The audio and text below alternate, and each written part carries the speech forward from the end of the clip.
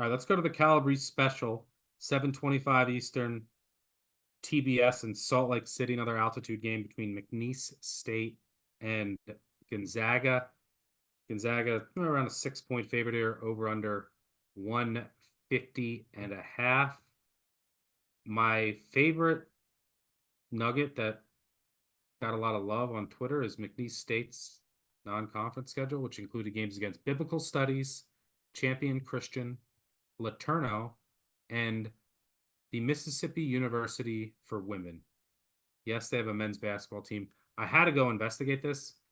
At least they made some progress. It used to be called the Minnesota University Education for White Women. So at least they've changed that.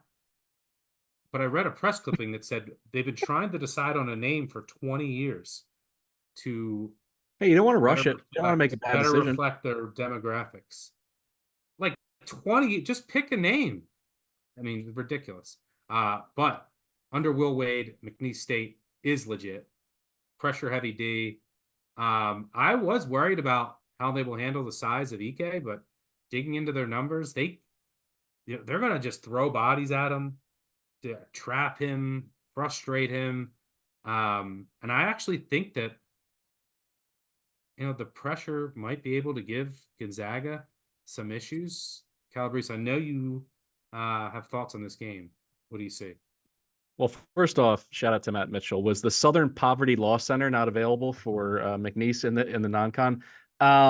Listen, I understand that EK is a matchup problem, but I agree. Watching film, reading the previews of this game, reading other X's and O breakdowns, they're going to trap them. They're not. It's not going to be a situation where they can just throw 6-10 bodies at them. They don't have them.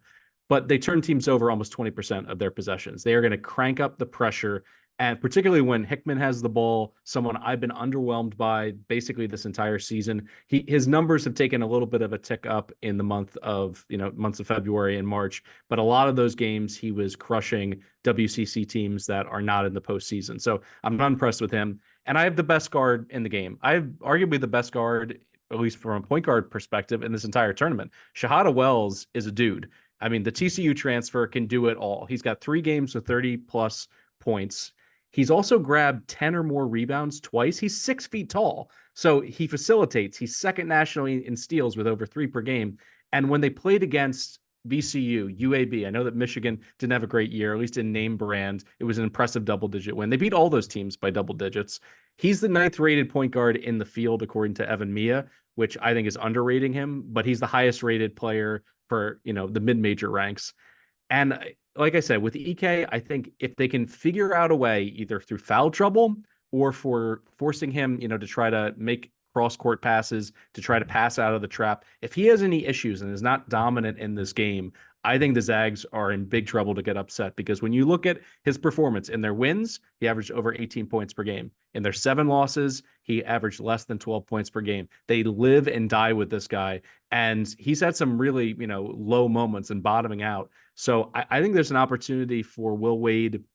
He's been wearing the black hat this whole year. He's been embracing it. He's finally coming out of, the cloud cover with the NCAA. He's done a phenomenal coaching job. If I had a vote, I'd probably put him in the ring first, second, or third for National Coach of the Year. That's how good he has been. And I have an elite guard. This is a guard-driven tournament. I can't wait to back the Cowboys here on the money line to upset Gonzaga.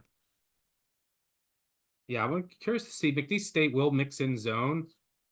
They've gone pretty much exclusively man of late. I want to see if Wade mixes in more here in a I think tourney they have setting. to a little bit. Otherwise, Yeah, it does seem I like agree. EK will eat. Yeah, I think they want to mix up their D a lot here. And it's Gonzaga grades out very well against zone, but the only time they saw zone were against Pacific, San Diego, and Mississippi Valley State, your Delta Devils. Horrific zones. Little different of a beast here. I agree. I like McNeese, and we'll probably be picking them in my bracket.